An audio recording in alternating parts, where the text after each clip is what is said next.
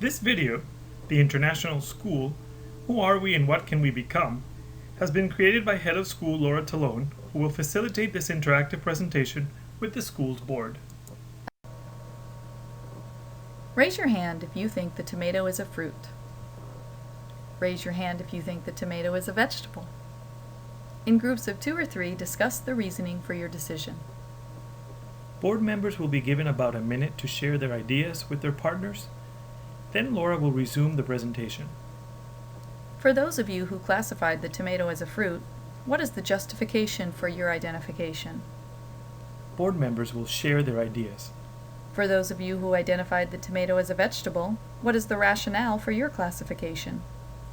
Board members will again share their ideas. Let's take a look at this 1.5-minute video from Oxford Dictionaries, which will help us answer this age-old question.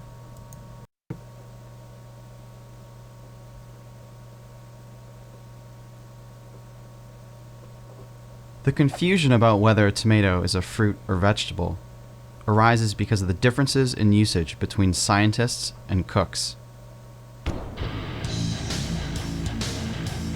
Scientifically speaking, a tomato is definitely a fruit.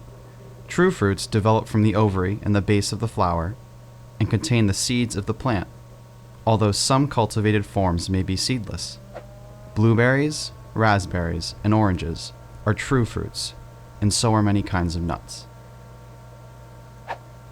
As far as cooking is concerned, some things which are strictly fruits, such as tomatoes or bean pods, may be called vegetables because they are used in savory rather than sweet cooking. Vegetable is more generally used to describe other edible parts of plants, such as cabbage leaves and celery stalks. Occasionally, the term fruit may be used to refer to a part of a plant which is not a fruit, but which is used in sweet cooking, such as rhubarb.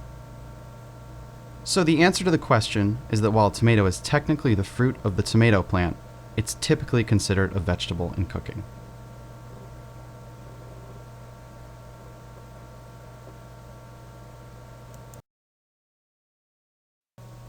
Board members will be given a moment for further dialogue at the end of the video.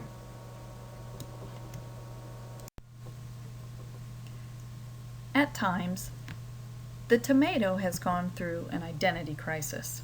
Psychologically speaking, an identity crisis is most typically defined as a personal psychosocial conflict, especially in adolescence, that involves confusion about one's social role, and often a sense of loss of continuity to one's personality.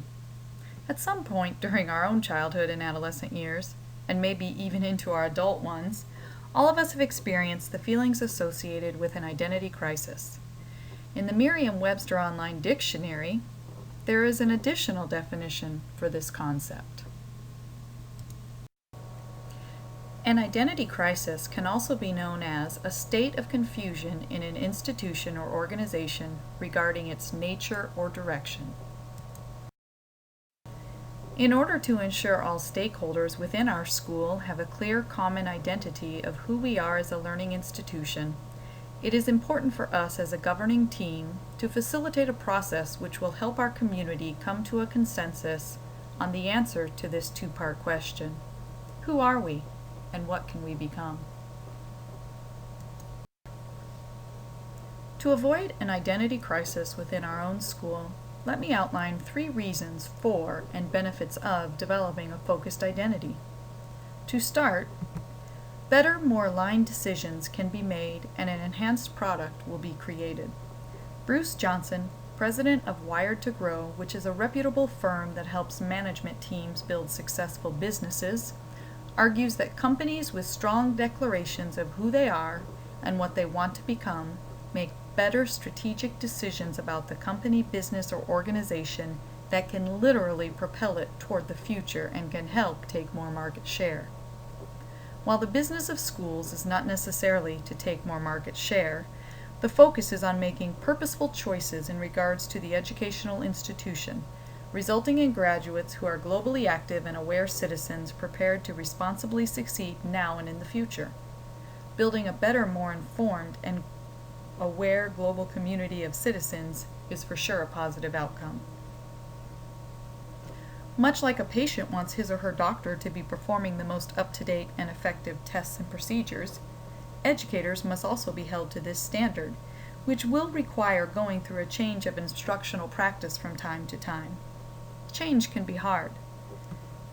Knowing who we are and what we want to become can help build an intrinsic catalyst for change. Exploratory studies in recent years have shown that inspirational, and most importantly, shared, hopes and dreams for an institution, which can be accurately compared with the reality of the situation, have the potential to serve as the driving force for change and learning stemming from this creative tension. The discord between this commonly agreed upon present and future can give rise to better ideas and outcomes at a grassroots level.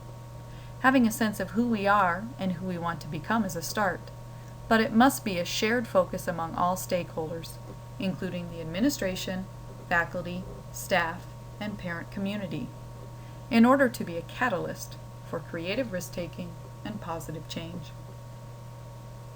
Finally, a positive work environment and thus school climate has a better chance to be built and nurtured. Contemporary educational research shows that there is a significant positive correlation between teacher perceptions of organizational health and their perceptions of a robust school vision.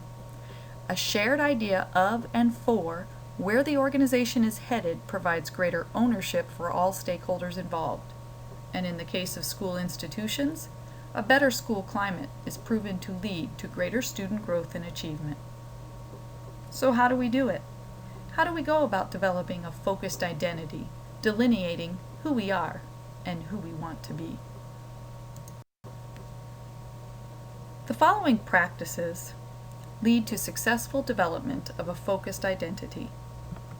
Involve all stakeholders, build a knowledge base for the purpose and of the process, create a strategic plan of the process with anticipated timelines and provide multiple participation opportunities, and finally, facilitate transformative discussion. Since the turn of the century, there is overwhelming evidence to suggest that teachers are more likely to support a school vision when it is the outcome of an authentic exchange of views among principal, teachers, and others. When all stakeholders within a community have the opportunity to provide input into the direction and decisions of the organization in an authentic, meaningful way, the greater the feeling of collective ownership there will be. In our identity work at the International School, it is important to be inclusive of the following groups: students, teachers, faculty, staff, maintenance, parents, administration, the board, our alumni, and community members.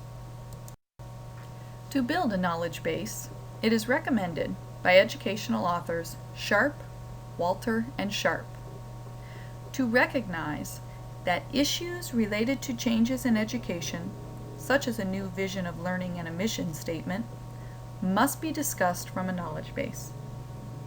With regard to this type of identity work within an organization, it is essential that the members of the community understand the difference between a mission statement and a vision statement.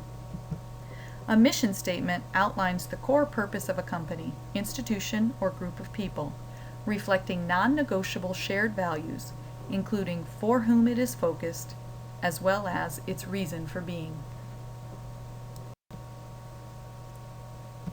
Advancing technology and science through flight is an example of a mission statement. Does anyone have an idea or guess as to what organization to which this mission belongs?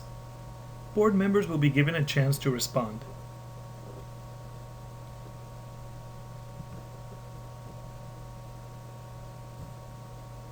The mission belongs to the National Aeronautics and Space Administration in the United States.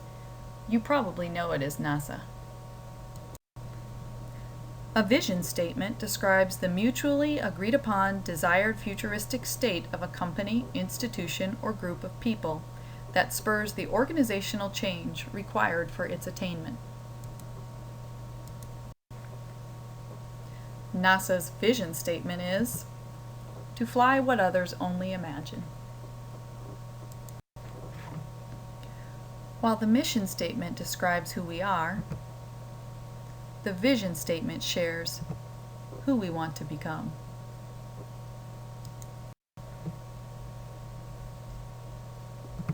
After building the knowledge base of all within the institution for our mission and vision work, it is important to provide multiple participation opportunities.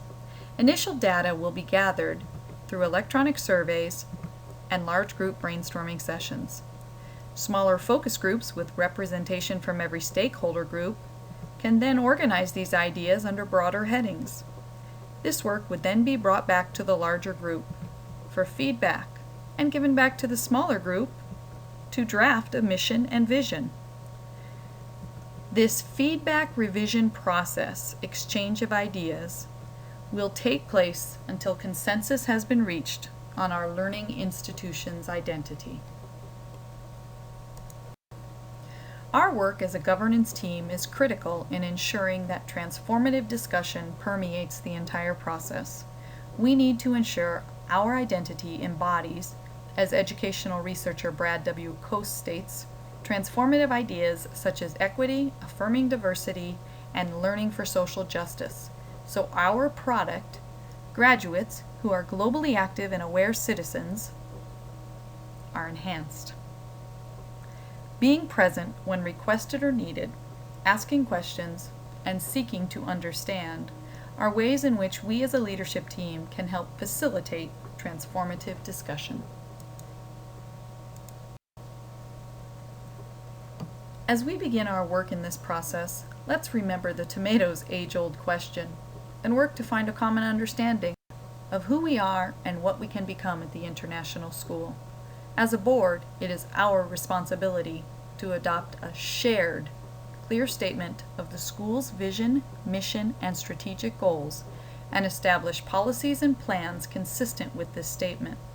Our students' growth and achievement, and thus our local and global community, are dependent upon it. Thank you.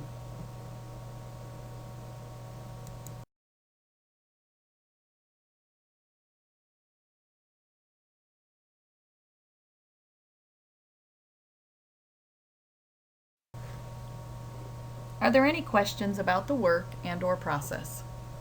Laura will answer questions posed by the board, elaborating on topics and ideas as deemed necessary.